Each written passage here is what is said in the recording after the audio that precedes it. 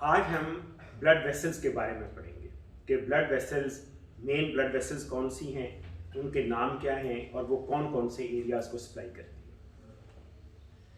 पिछले लेक्चर में आपको बताया था कि ब्लड वेसल्स दो तरह की होती हैं। एक ब्लड वेसल्स वो हैं कि जो दिल की तरफ आ रही होती हैं और एक वो हैं जो दिल से निकल के जा रही होती हैं। जो दिल की तरफ आ रही होती हैं उनको क्या कहते हैं?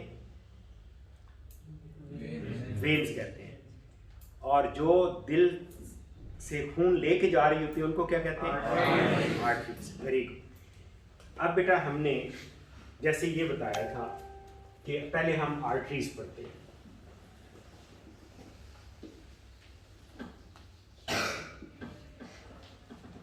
जैसे आपको पता है कि जो लेफ्ट वेंट्रिकल से निकलती है ब्लड वेसल बड़ी सी, उसका क्या नाम है? एओर्टा। Very good. अब बेटा जब एओर्टा दिल से निकलती है तो जो सबसे पहली ब्लड वेसल देती है वो सब क्लेवियन होती है, राइट सब क्लेवियन आर्टरी।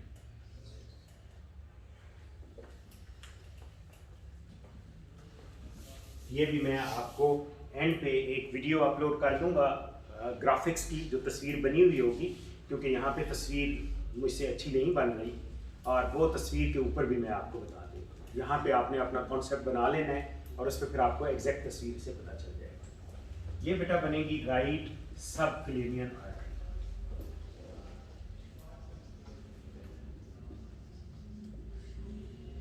राइट सब क्लेवियन आर्टरी, आप ये याद रखें कि ये आर्टरी हमारी बाजू को जाके सप्लाई करती है और बाजू के से पहले जितनी स्ट्रक्चर्स आती हैं उन सब को सप्लाई करती जाती है। ठीक है। अब ये सब क्लेवियन आर्टरी जब आगे ब्रांचेस देते हुए जब ये यहाँ पहुँचती है तो एक्सिलरी आर्टरी हो जाती है, क्योंकि एक्सिला है। जब यहाँ पहुँचती है तो ब्रेकियल आर्टरी हो जाती है और जब यहाँ आती है तो दो आर्टरीज में तकसीम हो जाती है, जो अल्नर और रेडियल आर्टरी आती है। आप बताएं कि रेडियल आर्टरी का मेन काम क्या है? हम रेडियल आर्टरी को किस चीज़ के लिए देखते हैं? Very good. पल्स के लिए हम रेडियल आर्टरी देखते हैं। तो क्या हुआ कि सब क्लेवियन आर्टरी है, सब क्लेवियन आर्टरी आगे जाके एक्सिलरी आर्टरी बनती है, यानी दरमियान में ब्रांचेस निकलती रहती हैं। आगे जाके ब्रेकियल आर्टरी बनती है। आपको चूंकि तमाम आर्टरीज के नाम याद रखने की ज़रूरत नहीं, तो ये मेन आर्टरीज के आपको नाम याद होने चाहिए कि अगर आपसे हम पूछें कि यहाँ कौन सी आर्टरी निकलती है एओर्टा से, तो आपको पता हो कि सब क्लेवियन है। एक्सिला के अंदर कौन सी आर्टरी है, आपको पता हो कि एक्सिलरी आर्टरी है। और जो ये बाजू के यहाँ तक आके क्यूबिटल फोसा पे या जहाँ पे हम ब्लड प्रेशर के लिए स्टेथोस्कोप रखते हैं, ये कौन सी आर्टरी है? ब्रेकियल आर्टरी है। और ब्रेकियल आर्टरी आगे दो हिस्सों में तकसीम होती है, रेडियल और अल्नर आर्टरी। तो जो हम जिससे पल्स फील करते हैं उस आर्टरी का नाम क्या है? Radial artery. Very good. अब बेटा जब ये आर्टरीज और इसी तरह फिर आगे जाके यहाँ पे एक आर्च बनती है, पामर आर्च, वहाँ से फिर डिजिटल आर्टरीज निकलती हैं, लेकिन आपको ये मेन आर्टरीज याद रखनी है। फिर बेटा यहाँ से एक आर्टरी निकलती है जो ऊपर हमारे ब्रेन तक जाती है, ऊपर ब्रेन तक जाती है। जो ब्रेन तक ब्लड सप्लाई लेके जाती है, ये नेक के अंदर आर्टरी होती है दोनों तरफ। इसको वेरी गुड, आप बताइए बेटा। कैरोटिड आर्टरी कहते हैं। Very good. इसको हम क्या कहते हैं? Carotid artery. आगे हम इसकी डिवीजन नहीं बताते कि याद इतना रखना, क्योंकि आपके कोर्स में नहीं है। जितनी चीज़ें लिखी हुई हैं हम वही आपको पढ़ाएं तो उतना ही नॉलेज आपको दे तो आपको आसानी होगी याद रखने में। यहाँ से फिर ये लेफ्ट सब क्लेवियन आर्टरी निकल आती है, क्योंकि ज़ाहिर है राइट पहले आनी है, क्योंकि एओर्टा यहाँ राइट से लेफ्ट की तरफ आता है। तो जो राइट सब क्लेवियन आर्टरी है वो सबसे पहली आर्टरी जो निकलती है वो है, और फिर इधर लेफ्ट सब क्लेवियन आर्टरी निकल आती है। फिर बेटा जब नीचे आती है तो यहाँ से थ्रेसिक आर्टरीज निकलती हैं जो हमारे लंग्स को और जो हमारी चेस्ट की वॉल्स हैं उनको सप्लाई करती हैं। नीचे आके जो इंटेस्टाइन को सप्लाई करती है वो मेसेंटेरिक आर्टरी कहलाती है। ये नाम आपको याद रखना है, मेसेंटेरिक आर्टरीज। ये बेटा कौन सी किस चीज को सप्लाई करती हैं? इंटेस्टाइन। आगे निकलती है रीनल आर्टरी निकलती है। ये भी दो होती हैं। रीनल आर्टरीज, ये नाम से जाहिर है किस चीज़ को सप्लाई करती हैं, बताइए बेटा? किडनीज को सप्लाई करते हैं। और बेटा जरा थोड़ा सा ऊंचा रिस्पॉन्स दिया करें ताकि हमें पता चले कि आपको आता है। और वेरी गुड, ये अभी टॉपिक नहीं पढ़ा हुआ और फिर भी आप बता रहे हैं। रीनल आर्टरीज आती है। जब बेटा एओर्टा नीचे पेट के निचले हिस्से में पहुंचता है तो ये दो आर्टरीज में डिवाइड होता है, दो आर्टरीज में डिवाइड हो जाता है जब एओर्टा पेट के निचले हिस्से में पहुंचता है, यानी लंबर रीजन में पहुंचता है। तो इनको कहते हैं common iliac arteries, common iliac arteries. ये भी बेटा आपने याद रखना है नाम। कॉमन आइलियक आर्टरीज वो आर्टरीज हैं जो हमारी पेल्विस के अंदर से निकलती हैं, वहाँ पे ये एओर्टा दो में डिवाइड होता है और दो आर्टरीज होती हैं। आगे फर्दर इनकी ब्रांचेज होती हैं, इंटरनल और एक्सटर्नल आइलियक आर्टरी होती है। और जो हमारी आगे ये आइलियक आर्टरीज भी दो में तकसीम होती हैं।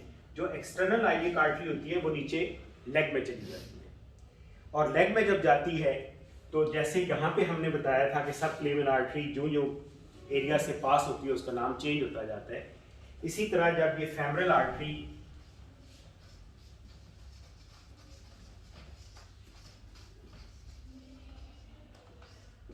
फेमरल आर्टरी जब नी के पास पहुंचती है तो इसका नाम पोप्लिटियल आर्टरी हो जाता है। और जैसे ऊपर रेडियल और अल्नर आर्टरी में डिवाइड हुई थी, इसी तरह ये टिबियल और अल्नर आर्टरी और फिबुलर आर्टरी में डिवाइड हो जाती है। और आपको बाज़ दफ़ा अगर आप देखें तो दो जो हमारे टोज हैं, यानी अंगूठा पाँव का और उसके साथ उसके दरमियान में यहाँ पे हाथ रखें तो आप नब्ज़ फील कर सकते हैं। इस आर्टरी को क्या कहते हैं? डॉर्सैलिस पीडियस आर्टरी। ठीक है, इसका नाम नहीं भी याद रहता तो आपकी जो कि बुक में नहीं लिखा हुआ तो इतने ज़्यादा मुश्किल नाम याद रखने की फिर ज़रूरत नहीं है। ये तो बेटा आर्टरीज हो गई। अब क्या होता है कि आर्टरीज जब किसी टिश्यू में पहुंचती हैं तो इनका मेन मकसद क्या है आर्टरीज का? कि ग़िज़ा पहुंचानी है और ऑक्सीजन पहुंचानी है। तो वो कैसे पहुंचेगी? जब आर्टरीज पहुंच जाती हैं उस पोर्शन में जहां पे उन्होंने खून देना होता है, यानी जब टर्मिनल एरिया में पहुंच जाती हैं, फॉर एग्जांपल फिंगर में पहुंच गई हैं, यानी जो डिजिटल आर्टरीज हैं वो पहुंच गई हैं, तो आर्टरीज इतनी छोटे छोटे हिस्सों में होती जाएगी कि आखिरी हिस्सा कि जिसके बाद मजीद उसकी तकसीम नहीं होती। यानी असल में तो ये होता है कि आर्टरियोल्स के जो वॉल्स हैं उनके अंदर मसल्स होते हैं, यानी इसके बाद जो आर्टरीज होंगी, जो खून की नाली होगी, उसमें मसल्स नहीं आएंगे। तो इसको हम जो आखिरी हिस्सा होता है इसको क्या कहते हैं? आर्टरियोल। एक और लफ्ज़ आपने पढ़ा था एओल के साथ, कोई बता सकता है? फेफड़ों में रेस्पिरेटरी सिस्टम में पढ़ा था ब्रोंकियोल्स। यानी ब्रोंकियोल्स भी वही वाला हिस्सा था कि जो सांस की नाली का डिवीजन का लास्ट पोर्शन आता है। और बेटा यहाँ पे भी जो उसका लास्ट पोर्शन जिसमें मसल्स होते हैं वो आर्टरियोल कहलाता है। आर्टरियोल के बाद ये होता है कि ये नालियों का गुच्छा बन जाता है, और ये इतनी छोटी छोटी नालियाँ होती हैं कि इनसे आसानी से ऑक्सीजन निकल जाती है, जो न्यूट्रिएंट्स हैं वो निकल जाते हैं। और खून की एक बड़ी अच्छी करैक्टरिस्टिक अल्लाह मियाँ ने बनाई है, वो ये है कि अगर उसके पास ऑक्सीजन मौजूद है और जिस जगह पे ऑक्सीजन कम होगी वो ऑक्सीजन को रिलीज कर दे। यानी अगर उसके पास ऑक्सीजन है और बाहर टिश्यूज में ऑक्सीजन कम है, जाहिर है यहाँ पे ऑक्सीजन कम होगी, तो ये ब्लड फौरी तौर पे ऑक्सीजन को बाहर रिलीज कर देगा और वो टिश्यूज में चली जाएगी। यहाँ पे ऑक्सीजन रिलीज हो जाएगी और इसी तरीके से जो ग़िज़ाइयत है, यानी न्यूट्रिएंट्स हैं, जो ग़िज़ा के चीज़ें हैं, वो भी यहाँ पे रिलीज हो जाएंगी।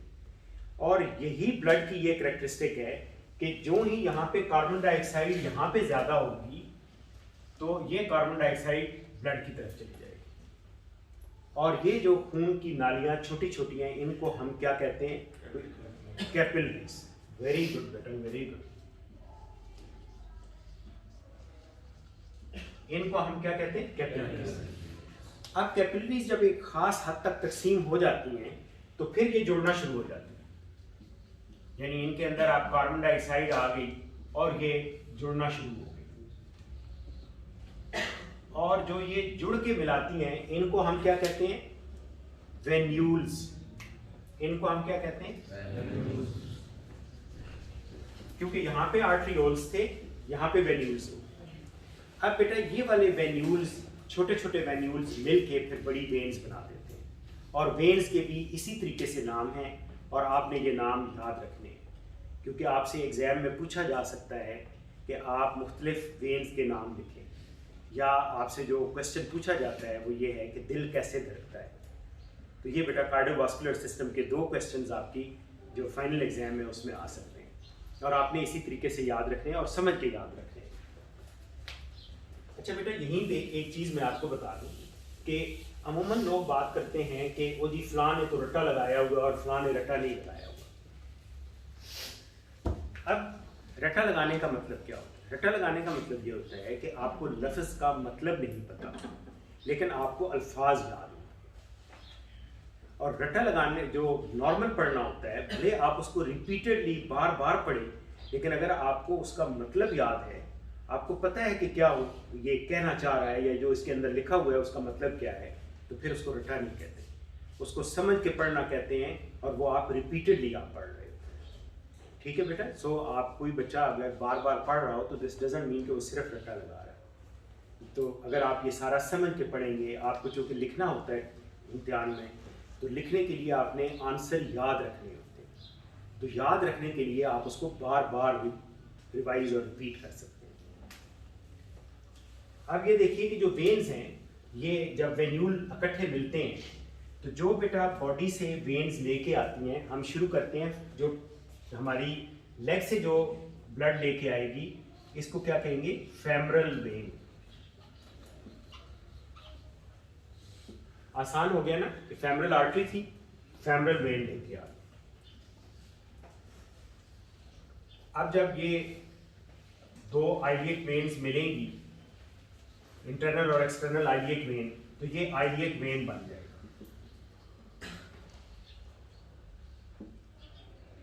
दोनों तरफ की आइलियक वेन्स आके तो ये इंफीरियर वेना केवा बना दें।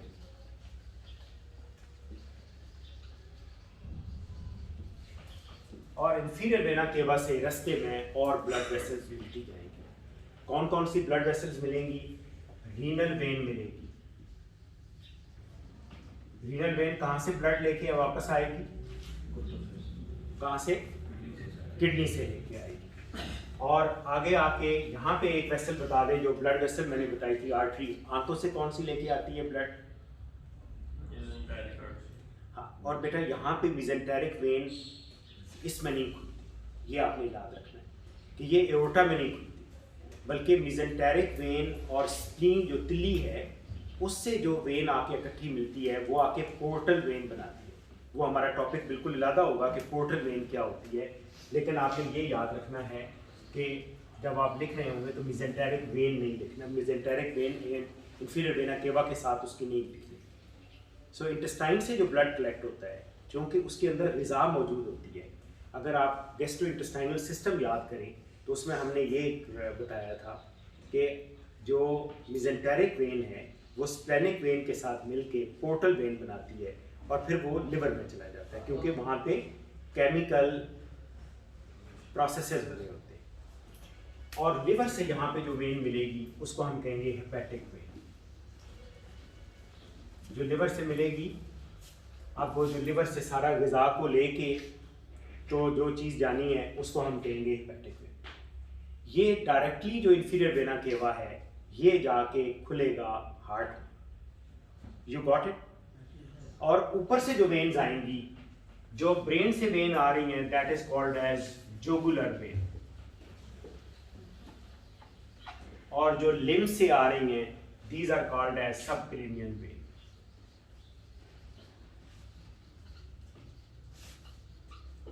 ठीक है बेटा? और ये सारी मिलके तो फिर ये दोनों की दोनों मिलके क्या बनाएंगी? Superior vena cava.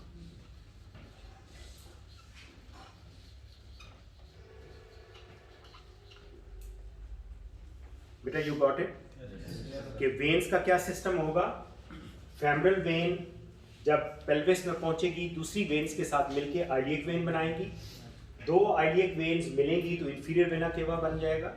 Inferior vena cava जब हार्ट की तरफ जा रहा है तो रास्ते में से रीनल वेन भी लेता जाएगा, हेपेटिक वेन भी लेता जाएगा, और भी बहुत सारी छोटी छोटी वेन्स मिलती हैं, और ये फिर जाके राइट एट्रियम में खुल जाएगा।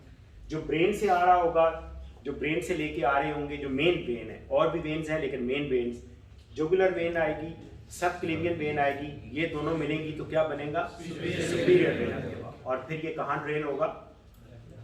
Right atrium. ठीक है बेटा, थैंक यू वेरी मच। और आप लोगों ने याद रखना है, और अगले लेक्चर में शुरू में पहले हम इसी को आप लोगों से पूछ के डिस्कस करेंगे। ठीक है, थैंक यू वेरी मच।